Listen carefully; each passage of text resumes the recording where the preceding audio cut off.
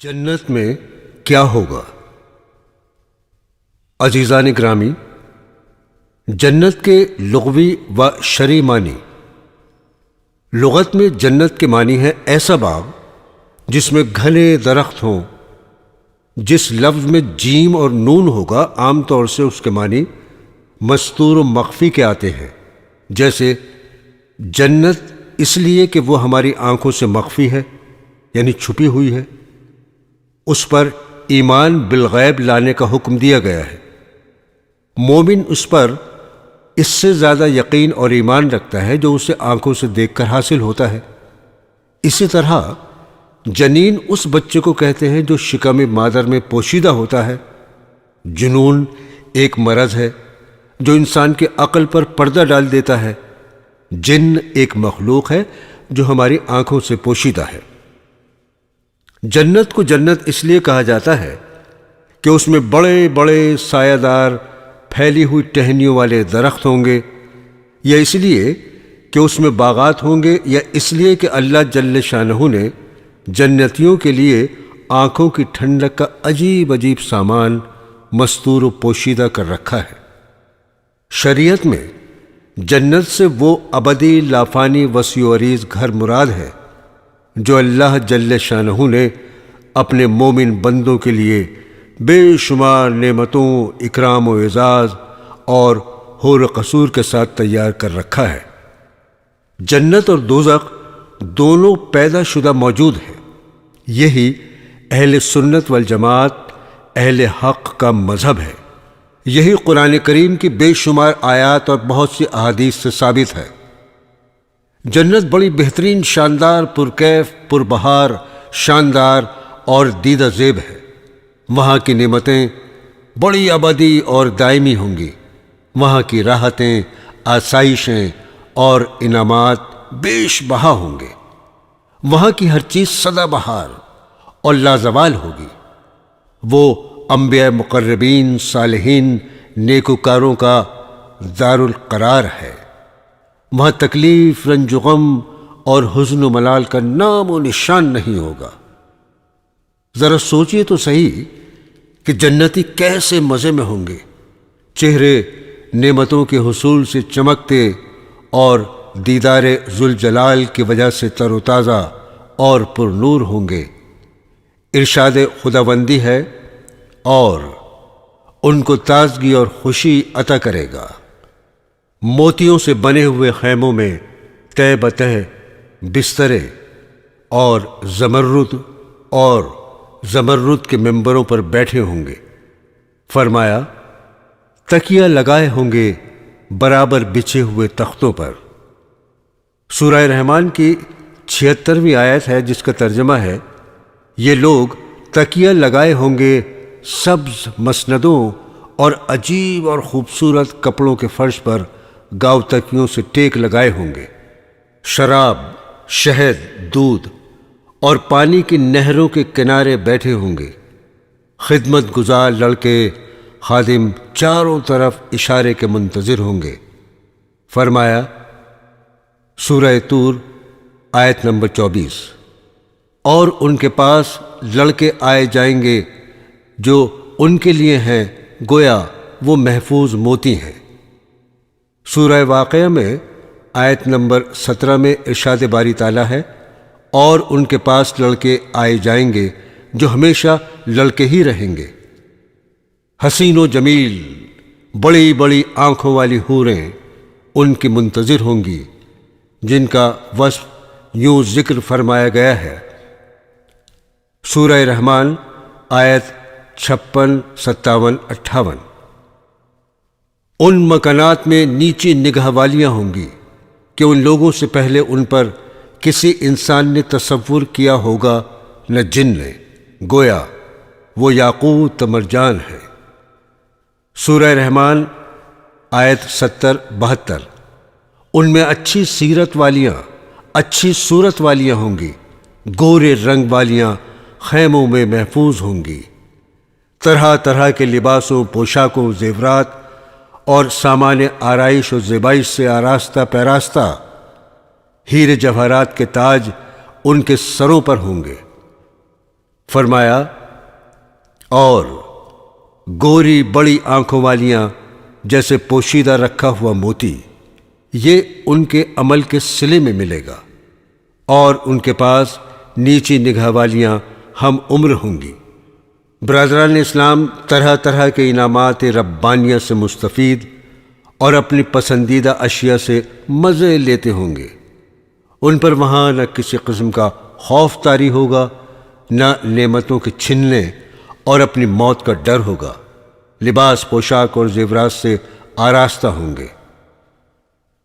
ارشاد باری تعالیٰ ہے سورہ مریم آیت 63 میں، یہ جنت ایسی ہے کہ ہم اپنے بندوں میں سے اس کا وارث اس کو بنا دیں گے جو اللہ سے ڈرنے والا ہوگا۔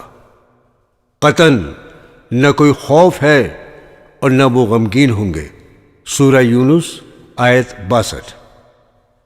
لباس پہنے ہوں گے باریک اور دبیز ریشم کا، آمنے سامنے بیٹھے ہوئے وہ وہاں موت کا مزہ بھی نہ چکھیں گے، ہاں بجز اس پہلی موت کے۔ سورہ حج آیت نمبر 23۔ وہاں ان کو کنگن سونے کے اور موتی کے پہنائے جائیں گے، وہاں ان کی ریشمی پوشاک ہوگی۔ سورہ انبیاء آیت 102۔ اور وہ لوگ اپنی جی چاہی چیزوں میں ہمیشہ رہیں گے۔ امام غزالی رحمت اللہ علیہ نے احیاء علوم میں جنت سے متعلق کچھ تفصیلات بیان کی ہیں۔ ایک روایت سے معلوم ہوتا ہے کہ جنت کے 8 دروازے ہیں۔ جنت کے بالا خانے بے شمار ہیں، ہر شخص کو اس کے مرتبے کے حساب سے بالا خانے ملیں گے۔ لہٰذا اگر آپ کو اعلیٰ درجات چاہیے تو آپ یہ کوشش کیجئے کہ نیکیوں اور طاعات میں دوسروں سے آگے بڑھیں، دوسرے آپ سے آگے نہ بڑھ سکیں، اس میں مقابلہ کرنا چاہیے۔ ارشاد باری تعالیٰ ہے سورہ حدید آیت 21، دوڑو اپنے پروردگار کی مغفرت کی طرف۔ سورہ متفففین آیت نمبر 26۔ اور ایسی ہی چیز کی حرص کرنا چاہیے حرص کرنے والوں کو۔ دوستو، جس طرح آپ دنیا میں یہ چاہتے ہیں کہ مال و دولت، جائیداد، مکان وغیرہ میں آپ سب سے آگے رہیں، اسی طرح جنت و آخرت کے بارے میں بھی یہی ذوق رکھیے تاکہ آپ اعلیٰ سے اعلیٰ درجات حاصل کر سکیں، جہاں کسی کے آگے بڑھنے کا امکان ہی نہیں رہے گا۔ جنت کی دیواروں کی ایک اینٹ سونے کی ہوگی، ایک چاندی کی، مٹی زعفران اور گارا مشک ہوگا۔ بڑے بڑے درخت اور شہد، شراب، دودھ اور پانی کی نہریں بہتی ہوں گی۔ درختوں کے تنے سونے، چاندی اور موتیوں کے ہوں گے، پھلوں سے لدے ہوئے ہوں گے۔ جنتیوں کو سونا، چاندی، ہیرے، جواہرات، ریشم پہنایا جائے گا۔ ان کے کپڑے نہ پرانے ہوں گے نہ بوسیدہ، جوانی کو کبھی گھن نہیں لگے گا، ہمیشہ 30-35 سال کے سدا بہار جوان رہیں گے۔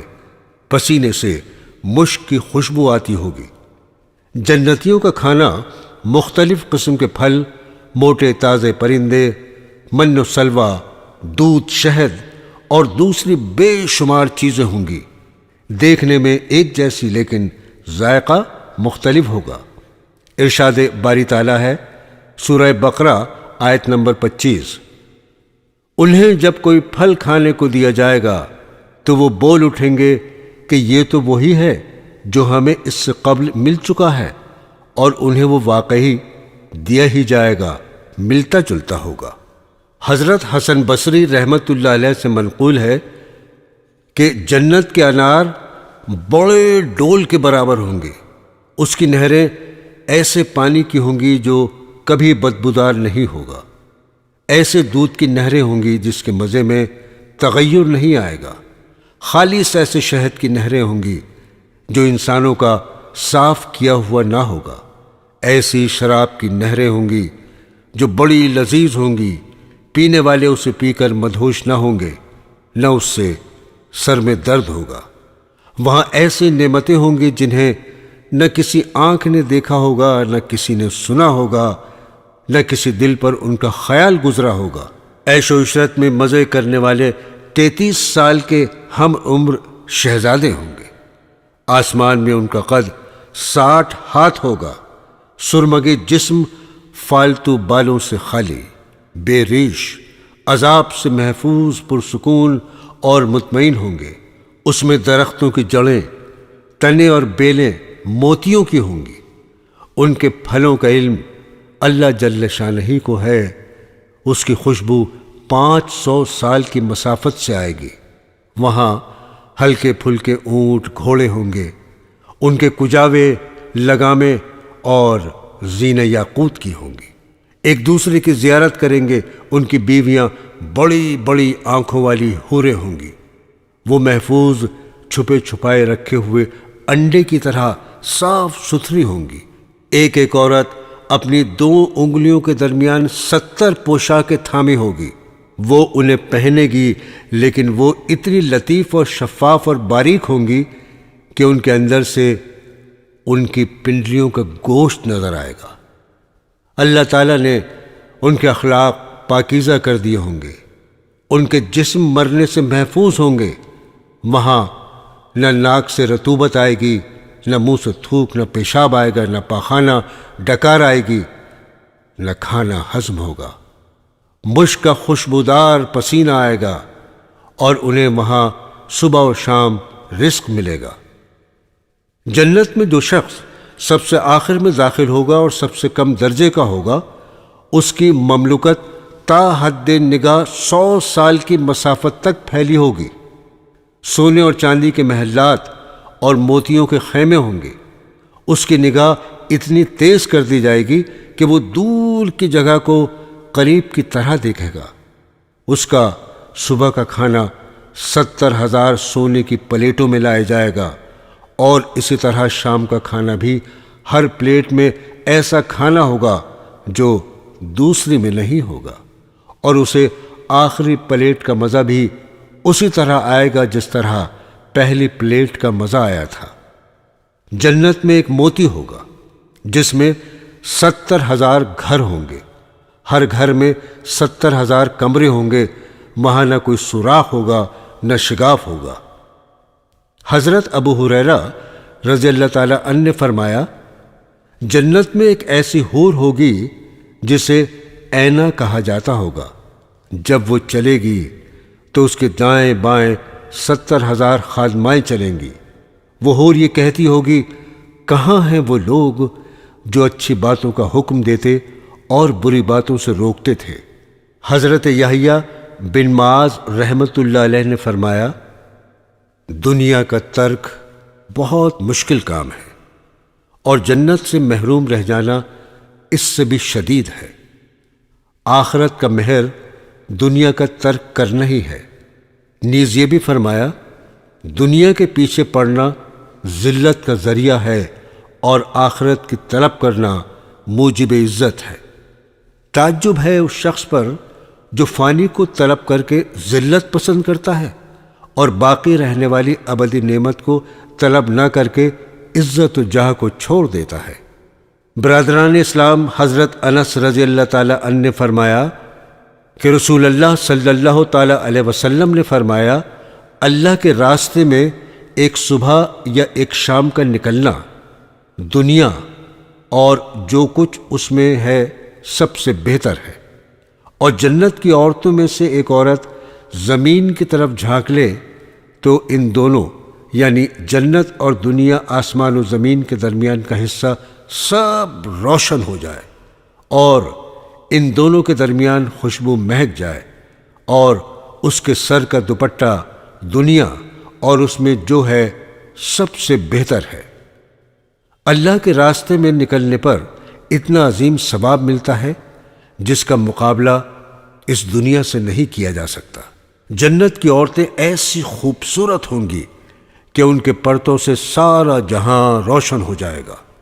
جن کے جسم کی خوشبو اور دوپٹے کا یہ حال ہے، خود وہ کس قدر حسین ہوں گی اس کا اس دنیا میں اندازہ نہیں لگایا جا سکتا۔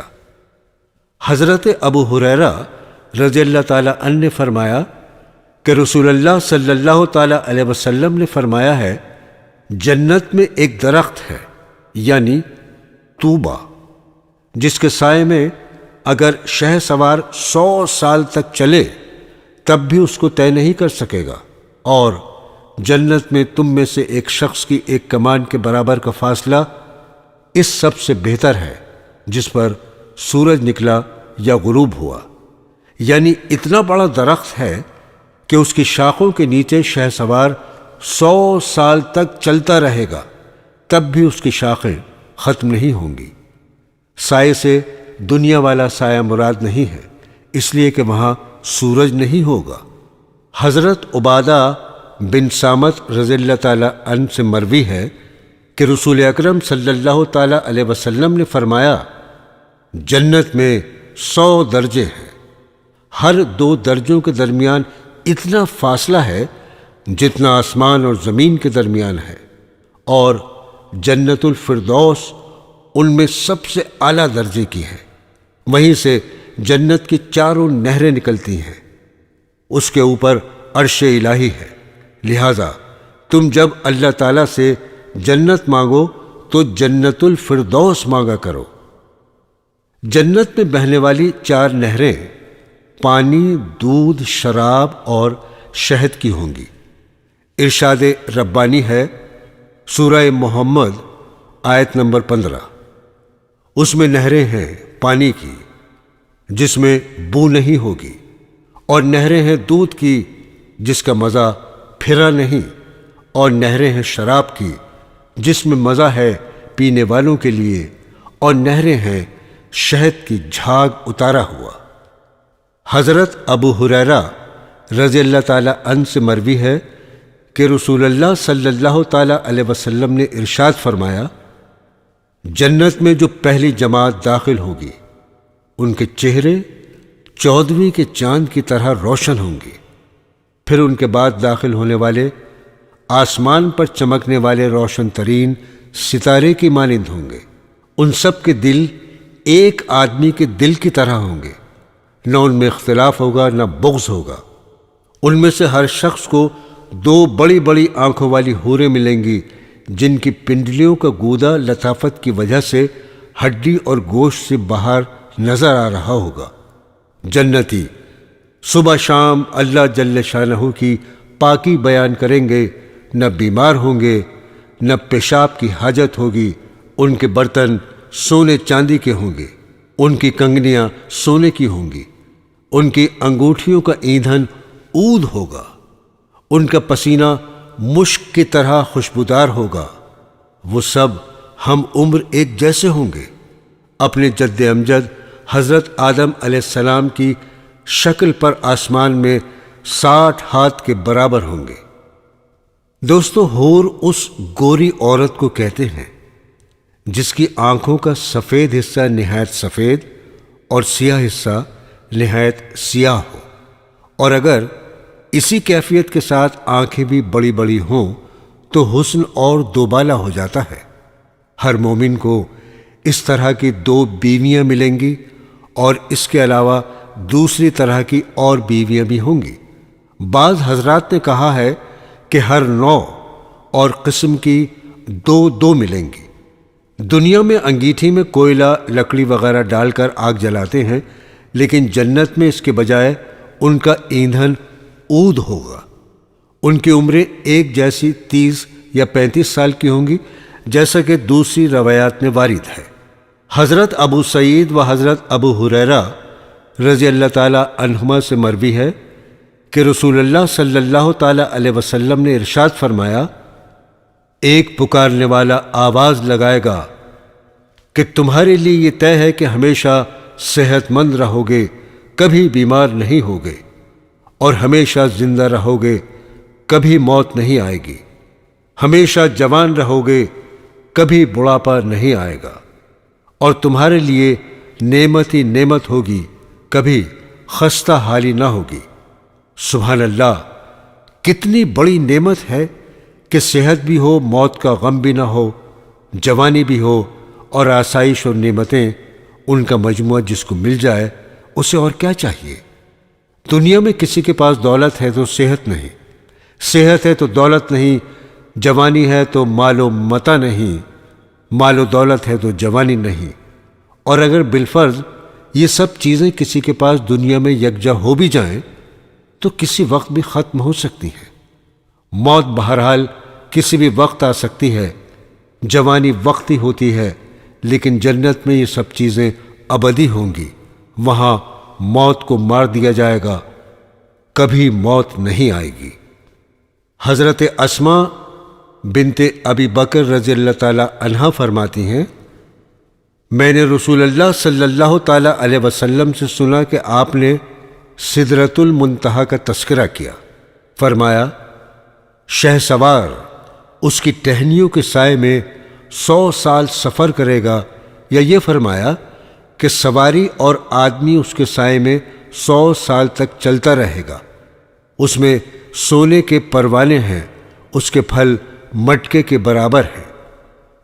سدرۃ المنتہا 7ویں آسمان پر عرش کے دائیں جانب ایک درخت ہے۔ اس کو منتہا اس لیے کہتے ہیں کہ وہ جنت کے منتہی یعنی آخر میں ہے، اور اس لیے کہ اس سے آگے کوئی نہ جا سکا۔ فرشتوں وغیرہ کا علم بھی وہیں ختم ہو جاتا ہے۔ اس کے بعد کیا ہے، اسے اللہ تعالیٰ کے سوا کوئی نہیں جانتا۔ پروانوں کے بارے میں بعض حضرات نے یہ کہا کہ اس سے فرشتے مراد ہیں جن کے پر اس طرح چمک رہے ہوں گے جیسے پروانوں کے پر چمکتے ہیں۔ برادران اسلام، حضرت انس رضی اللہ تعالی عنہ سے مروی ہے کہ نبی کریم صلی اللہ تعالی علیہ وسلم سے کوثر کے بارے میں دریافت کیا گیا کہ وہ کیا چیز ہے۔ فرمایا، وہ ایک نہر ہے جو اللہ تعالیٰ نے مجھے جنت میں عطا فرمائی ہے۔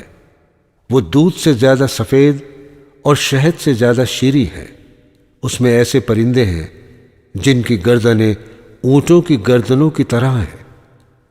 حضرت عمر رضی اللہ تعالی عنہ نے فرمایا، یہ پرندے تو بڑے لذیذ ہوں گے۔ رسول اللہ صلی اللہ تعالی علیہ وسلم نے فرمایا، اس کے کھانے والے ان سے بھی اچھے ہوں گے۔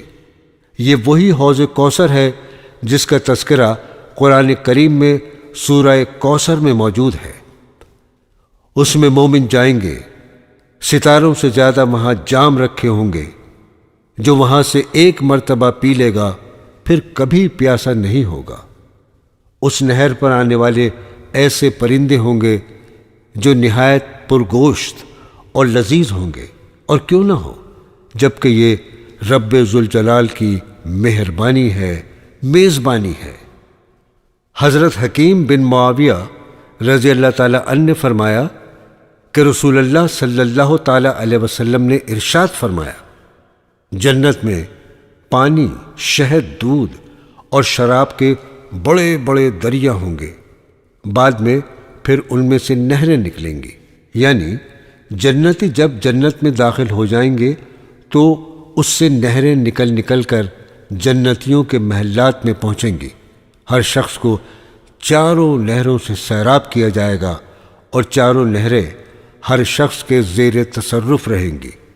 حضرت جابر رضی اللہ تعالی عنہ سے مروی ہے کہ رسول اکرم صلی اللہ تعالی علیہ وسلم سے ایک صاحب نے دریافت کیا، کیا جنتی سوئیں گے؟ فرمایا، نیند موت کا بھائی ہے اور اہل جنت کبھی مریں گے نہیں۔ نیند تھکاوٹ دور کرنے اور نشاط پیدا کرنے کے لیے آتی ہے۔ وہاں نہ تھکاوٹ ہوگی، نہ سستی ہوگی، نہ پریشانی ہوگی، نہ غم و اندو۔ وہاں تو بس راحت ہی راحت ہوگی، لذت ہی لذت اور نشاط ہوگا۔ حضرت ابو ذر رضی اللہ تعالی عنہ نے فرمایا کہ میں نے رسول اللہ صلی اللہ تعالی علیہ وسلم سے دریافت کیا، کیا آپ نے اللہ جل شانہ کا دیدار کیا ہے؟ فرمایا، وہ تو نور ہیں، میں انہیں کس طرح دیکھ سکتا؟ یعنی اللہ جل شانہ نوروں کے نور اور سب سے بڑے نور ہیں۔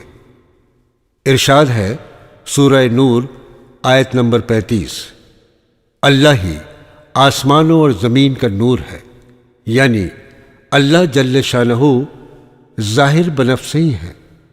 دنیا کا ذرہ ان کے وجود پر دلالت کرتا ہے۔ دنیا کو منور اور روشن کرنے والے اللہ تعالیٰ ہی ہے۔ اللہ جل شانہ کے نور کو دیکھنا کس کے بس کی بات ہے؟ اللہ جل شانہ نے نور کو اپنے اور بندوں کے درمیان حجاب بنایا ہوا ہے۔ جس طرح تاریکی اور ظلمت دیکھنے کے درمیان رکاوٹ بنتی ہے، اسی طرح تیز روشنی بھی آنکھوں کو چکا چوند کر دیتی ہے اور آنکھیں اس کے دیکھنے سے عاجز آ جاتی ہیں۔ تو معنی یہ ہوئے کہ وہ تو نور ہے، میں بھلا انہیں کس طرح دیکھ سکتا ہوں؟ یا اس کے معنی یہ ہے کہ میں نے صرف نور ہی نور کو دیکھا، ذات باری تعالیٰ کو نہ دیکھ سکا۔ نور ذات الہی کے دیدار کے درمیان رکاوٹ بن گیا۔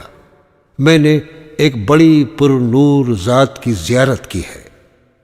حضرت مسروق رحمۃ اللہ علیہ نے فرمایا، میں حضرت عائشہ رضی اللہ تعالی عنہ کے پاس حاضر ہوا اور عرض کیا کہ حضرت محمد صلی اللہ تعالی علیہ وسلم نے اللہ جل شانہ کا دیدار کیا ہے؟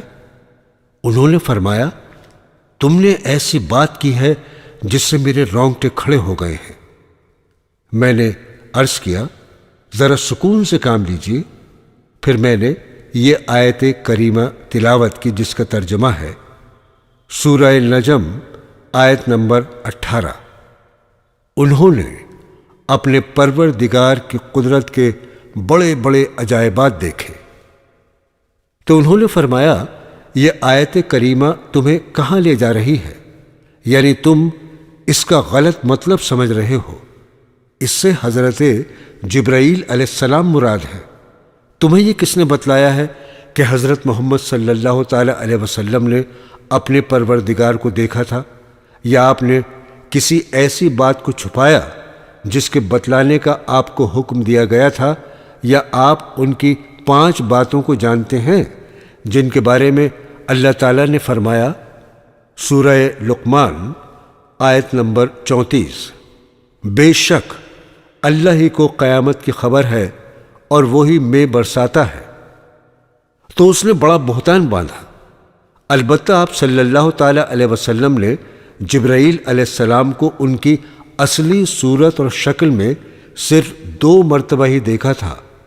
ایک مرتبہ سدرۃ المنتہا کے پاس اور ایک مرتبہ مکے کی گھاٹیوں میں ایک جگہ پر۔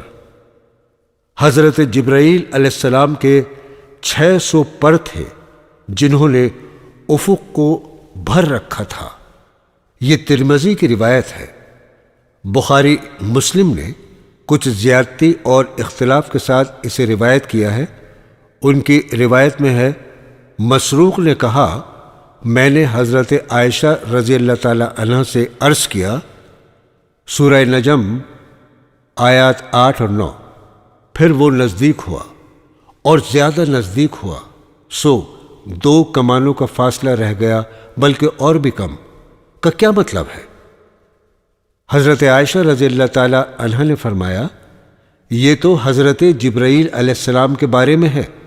وہ انسانی شکل میں آیا کرتے تھے، اس مرتبہ وہ اپنی اصلی شکل و صورت میں آئے تھے، اس سے افق بھر گیا تھا۔ طوبہ جنت کا ایک درخت ہے جس کی کوئی نہ کوئی ٹہنی جنت کے ہر گھر پر سایہ فگن ہوگی۔ اس میں مختلف قسم کے پھل لگے ہوں گے، اس پر بخت فرسانی اونٹ کے برابر پرندے بیٹھے ہوں گے۔ جنتیوں میں سے جب کوئی شخص ان پرندوں میں سے کسی کو کھانے کا خواہش مند ہوگا، اسے بلائے گا، وہ آ کر اس کے دسترخوان پر گر جائے گا۔ اس کا ایک حصہ گوشت کی بوٹیوں کی شکل میں بن جائے گا، دوسرا حصہ بھنے گوشت کی شکل میں۔ وہ اس سے کھائے گا، جب کھا چکے گا تو پھر وہ پرندہ بن کر اڑ جائے گا۔ یہ کمال، انعام اور حسن خالقیت، انسان کی تمنا اور خواہش بھی پوری ہوگی اور اس میں کوئی مشقت بھی نہ ہوگی، اور پھر ایک پرندہ طرح طرح کی ڈش بن کر جنتی کا دل خوش کرے گا۔ دوستو، ایک زاہد کے بارے میں لکھا گیا ہے کہ وہ نمک اور سبزی بغیر روٹی کے کھا رہے تھے۔ ایک صاحب نے ان سے کہا، آپ نے اس پر اکتفا کر رکھا ہے؟ انہوں نے جواب دیا، دنیا کو آخرت کمانے کے لیے پیدا کیا گیا ہے، لیکن تم نے دنیا کو قضائے حاجت ہی کی جگہ بنا لیا ہے کہ عمدہ سے عمدہ چیزیں کھا کر بیت الخلا چلے جاتے ہو۔ میں تو کمر سیدھی رکھنے اور عبادت کی ادائیگی کے لیے کھاتا ہوں تاکہ جنت تک پہنچ جاؤں۔ ابن آدم، تو دوزخ کے خریدنے کے لیے تو بہت پیسے خرچ کرتا ہے، لیکن جنت معمولی سی قیمت پر بھی نہیں خریدتا۔ دوستو، اس کا مطلب یہ ہے، اگر کوئی فاسق و فاجر اپنے جیسے لوگوں کی ضیافت کرنا چاہتا ہے تو اس پر سینکڑوں روپے بڑے آرام سے خرچ کر دیتا ہے اور اسے کچھ بھی محسوس نہیں ہوتا، گویا وہ پیسوں میں دوزخ خریدتا ہے۔ اور اگر وہ اللہ تعالیٰ کے لیے 2-4 روپے خرچ کر لے، غربا اور مساکین کو بلا لے اور ان کی دعوت کر دے، یہ بات اس کے لیے جنت کا عوض بنے گی۔ یہ اس پر بہت شاک گزرتی ہے۔ جنت کی تمام نعمتوں کی دنیا میں نظیر پائی جاتی ہے، چنانچہ جنتی کھائیں پیئیں گے لیکن پیشاب پخانے کی ضرورت نہیں پڑے گی۔ اس کی نظیر دنیا میں اس طرح ہے جیسے ماں کے پیٹ میں بچہ، جنتیوں کو خادم ملیں گے۔ انسان جس چیز کی تمنا کرے گا وہ اس کا حکم ملنے سے قبل اسے حاضر کر دیں گے۔ انہیں ان کی مرغوب چیز اور ان کی خواہش کا ان کے منہ سے کہنے سے قبل علم ہو جائے گا۔ دنیا میں اس کی نظیر انسان کے اعضاء ہیں کہ انسان کو جب کسی چیز کی خواہش ہوتی ہے تو اس کے اعضاء اسے پہچان لیتے ہیں اور وہ اس کے حکم دینے اور منہ سے کہنے سے قبل اس کی خواہش پوری کر دیتے ہیں۔ جنت میں ایک درخت ہے جس کا نام طوبہ ہے، جس کا پہلے بھی ذکر کیا گیا۔ اس کی جڑ نبی کریم صلی اللہ تعالی علیہ وسلم کی دولت قدے میں ہوگی اور اس کی شاخیں ہر گھر اور جنت کے ہر گوشے میں ہوں گی۔ اس کی نظیر سورج ہے کہ اس کی روشنی ہر گھر اور ہر جگہ پہنچتی ہے۔ یہ پہاڑ گھونسلے سوراخ میں داخل ہوتی ہے اور تمام دنیا میں پھیل جاتی ہے۔ حضرت یحییٰ بن معاذ رحمۃ اللہ علیہ نے فرمایا، دنیا کا چھوڑنا بہت مشکل ہے اور جنت کا چھوڑنا اس سے بھی مشکل ہے، اور جنت کا مہر دنیا کا چھوڑنا ہے جیسے دنیا میں ہر چیز کا ایک عوض ہوتا ہے۔ شادی میں عورت کو مہر دیا جاتا ہے، اسی طرح جنت کی بھی یہ قیمت ہے، اور وہ یہ ہے کہ دنیا سے کنارہ کشی کی جائے، دنیا میں دل نہ لگایا جائے، دنیا میں اس طرح رہے جس طرح کشتی پانی میں رہتی ہے کہ پانی کشتی کے باہر ہوتا ہے۔ اگر وہ دل میں خدا کی محبت رچی بسی ہو، ہاں، دنیا دارالعمل ہے، آخرت کی کھیتی ہے، اس لیے آخرت کی تیاری میں لگا رہے۔ ارشاد باری تعالیٰ ہے سورہ فرقان آیت نمبر 45، کیا تو نے اپنے پروردگار پر نظر نہیں کی کہ اس نے سائے کو کیوں کر پھیلا دیا ہے؟ نبی کریم صلی اللہ تعالی علیہ وسلم سے مروی ہے، فرمایا، کیا میں تمہیں ایک ایسی گھڑی کے بارے میں نہ بتلاؤں جو اہل جنت کے وقت کے مشابہ ہے؟ اور وہ ہے جو سورج نکلنے سے پہلے جنت کا سایہ ہمیشہ رہے گا۔ اس میں ہر جگہ رحمت پھیلی ہوگی، برکتوں کا دور دورہ ہوگا۔ جنت کے داروغہ کا نام رضوان ہے، انہیں رحمت اور رافت عطا کر دی جائے گی۔ برادران اسلام، آیات کریمہ اور احادیث کے تراجم آپ نے سنے۔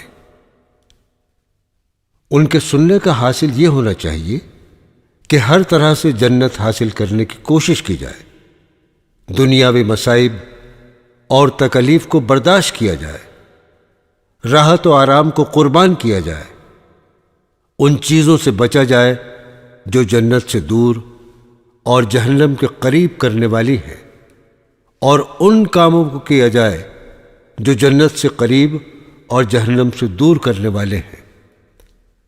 مسلمان ہونے، اللہ جل شانہ کی وحدانیت اور نبی کریم صلی اللہ تعالی علیہ وسلم کی رسالت کا اقرار کرنے کے بعد ہر مسلمان پر دن و رات میں 5 نمازیں فرض ہوتی ہیں۔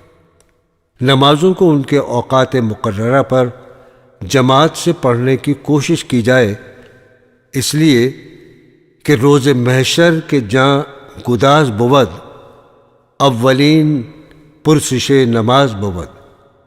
مردوں کو 5 وقت کی نمازیں جماعت کے ساتھ پڑھنی چاہیے، اس لیے کہ جو نماز جماعت سے پڑھی جاتی ہے اس کا اس نماز کی بنسبت 25 یا 27 گنا زیادہ اجر ملتا ہے جو تنہا پڑھی جائے۔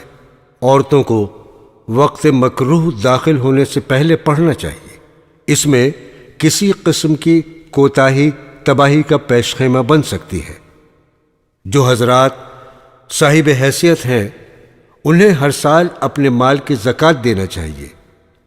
زکوٰۃ دینے سے مال پاک ہوتا ہے، انسان جہنم کی آگ سے بچتا ہے، باقی ماندہ مال چوری، ضائع ہونے اور تباہ ہونے سے محفوظ رہتا ہے۔ بخل کے مرض کا بھی علاج ہوتا ہے اور ساتھ ہی اس سے مال میں اضافہ اور برکت بھی ہوتی ہے۔ سال میں رمضان المبارک کے روزے ہر عاقل بالغ پر فرض ہیں۔ کاہلی، سستی اور بے توجہی کی وجہ سے اس اہم فریضے سے غافل نہیں رہنا چاہیے۔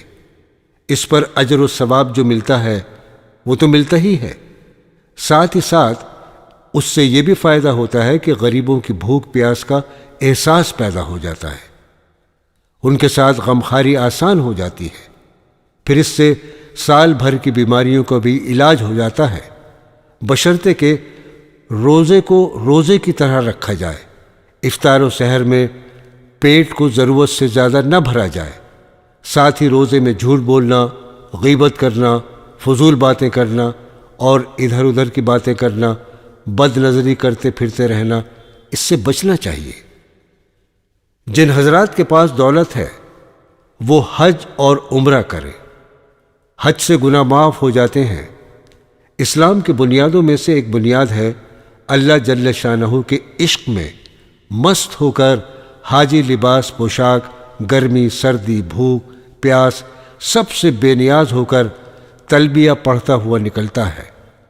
کبھی مکہ مکرمہ میں بیت اللہ کا طواف ہو رہا ہے، کبھی صفا و مروہ کے درمیان سعی، کبھی آب زمزم ایمان و یقین کو بڑھا رہا ہے، کبھی غلاف کعبہ کو پکڑ کر اپنی غلطیوں، کوتاہیوں اور گناہوں کی معافی کے اسباب مہیا کیے جا رہے ہیں، کبھی مینا میں ہیں تو کبھی میدان عرفات میں، کبھی رمی ہو رہی ہے، کبھی ذبح و حلق و قصر۔ قرآن کریم کی تلاوت روزانہ کرنی چاہیے۔ دن کی ابتدا اللہ جل شانہ کے مبارک کلام سے ہو، روزانہ 1 سپارہ پڑھ سکیں تو سبحان اللہ، ورنہ جتنا ہو سکے روز ضرور پڑھیں۔ قرآن کریم پڑھنا باعث اجر و ثواب اور موجب دخول جنت ہے۔ قرآن کریم پڑھنے والا اللہ تعالیٰ سے مخاطب ہوتا ہے۔ جس نے قرآن پڑھا گویا کیا حق سے کلام، واہ کیا قرب کا سامان ہے قرآن شریف۔ قرآن کریم میں مذکور احکامات پر عمل کیا جائے اور ان چیزوں سے بچا جائے جن سے بچنے کا حکم دیا گیا ہے۔ پچھلی قوموں کے واقعات سے درس عبرت حاصل کیا جائے، بچوں کو پڑھایا جائے، ان کو حافظ بنایا جائے، ہو سکے تو اس کے معنی اور مطالب سمجھنے کی کوشش کریں۔ ضرورت کے مطابق روزمرہ کی زندگی سے متعلق احکام سیکھیں تاکہ جس وقت اللہ تعالیٰ کا جو حکم ہو اس پر نبی کریم صلی اللہ تعالیٰ علیہ وسلم کی سنت کے مطابق عمل ہو سکے۔ اتنا علم دین حاصل کرنا ہر مرد و عورت پر فرض ہے جس سے روزے، نماز وغیرہ کو صحیح طور سے ادا کر سکے۔ بچوں کو بچپن ہی سے ان کی عمر کے مطابق احکام و مسائل سکھانے چاہیے۔ غریبوں، مسکینوں، محتاجوں، بیواؤں ضرورت مندوں اور حاجت مندوں کے ساتھ نرمی سے پیش آیا جائے۔ اس کے ساتھ ہی جو غمخواری اور امداد و معاونت ہو سکے کیجیے۔ اللہ تعالیٰ کے نام پر جتنا ہو سکے روزانہ صدقہ و خیرات کر کے ذخیرہ آخرت بنائیے۔ بیوی بچوں، رشتہ داروں، دوستوں اور پڑوسیوں سے متعلق احکام جانیے، ان کے حقوق سمجھیے، انہیں ادا کیجیے تاکہ روز قیامت ان کی وجہ سے آپ کی گرفت نہ ہو۔ یاد رکھیے، آپ سے آپ کے بیوی بچوں، آپ کے ماتحتوں، رشتہ داروں اور محلے والوں کے بارے میں بھی باز پرس ہوگی۔ اچھی باتوں کا حکم دیتے رہیے۔ اگر کسی کو غلط کام کرتا دیکھیں تو نہایت حکمت، تدبر، تدبیر اور سلیقے سے اسے اس کا نقصان ذہن نشیں کرا کر اس سے باز رہنے کی ترغیب دیجیے۔ اس کی حقارت یا توہین کا پہلو کسی بھی صورت میں اختیار مت کیجیے، ورنہ بجائے فائدے کے نقصان ہوگا۔ یہ یاد رکھیے کہ آپ جو بھی اچھے کام، نیکیاں، عبادات وغیرہ لوگوں میں جاری کرا جائیں، جتنا اجر ان کے کرنے والوں کو ملے گا اتنا ہی ثواب آپ کو اس کا ذریعہ بننے کی وجہ سے ملتا رہے گا۔ جو شخص کسی کی خیر کی طرف رہنمائی کرتا ہے اسے اتنا ہی اجر ملتا ہے جتنا اس کے کرنے والے کو ملتا ہے، لیکن اس سے اس کے کرنے والے کے اجر میں کوئی کمی نہیں آتی۔ یہ نیکیاں آپ کے لیے صدقہ جاریہ بنیں گی اور قیامت تک ذریعہ اجر و ثواب اور جنت میں رفع درجات کا ذریعہ۔ اپنے بچوں کو شروع سے قرآن کریم کی تعلیم دیں اور کوشش کریں کہ وہ آپ کے لیے ذخیرہ آخرت بنے، جس کا طریقہ یہ ہے کہ انہیں علم دین کی تعلیم دیجیے۔ ان کی دنیا اور دین بھی سمر جائے گا اور آپ کے لیے بھی باعث اجر و ثواب ہوگا۔ بصورت دیگر ان کی اخلاقی بربادی، عملی کوتاہیوں وغیرہ کے آپ مسئول ہوں گے۔ آپ کا گریبان ہوگا، ان کا ہاتھ ہوگا۔ اس فریضے کو سمجھنا چاہیے۔ بزرگوں کی صحبت میں لے جائیے، انہیں اللہ والوں سے ملائیے، ان کے لیے اچھے ساتھیوں کا انتخاب کیجیے، نماز روزے کا پابند بنائیے، شروع سے ان کی دینی تربیت کا خوب اہتمام کیجیے۔ برادران اسلام، دنیا بنانے کے ساتھ ساتھ آخرت کی فکر بھی کریں۔ آخرت کی فکر کو غالب کیجیے۔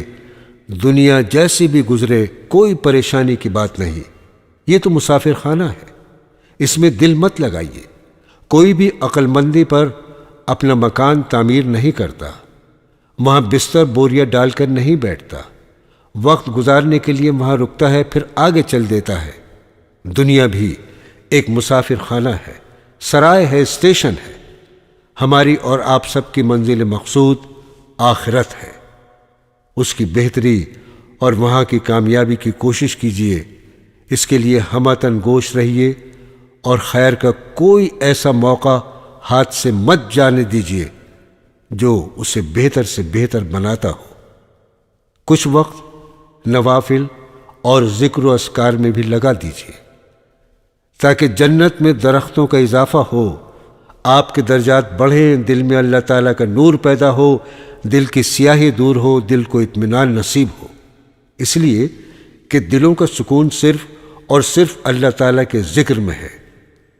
ارشاد باری تعالیٰ ہے، سورہ رعد آیت 28، خوب سن لو کہ اللہ کے ذکر سے دلوں کو اطمینان نصیب ہوتا ہے۔ دوستو، 24 گھنٹوں میں چند منٹ نکال کر اپنے اعمال کا جائزہ لیا کریں کہ آج کتنا وقت دنیا کے لیے صرف کیا اور کتنا آخرت کے لیے، کتنی نیکیاں کی اور کتنے گناہ کیے، کون سے کام نہیں کرنے چاہیے تھے وہ کر لیے اور کون سے کرنے تھے وہ چھوڑ دیے۔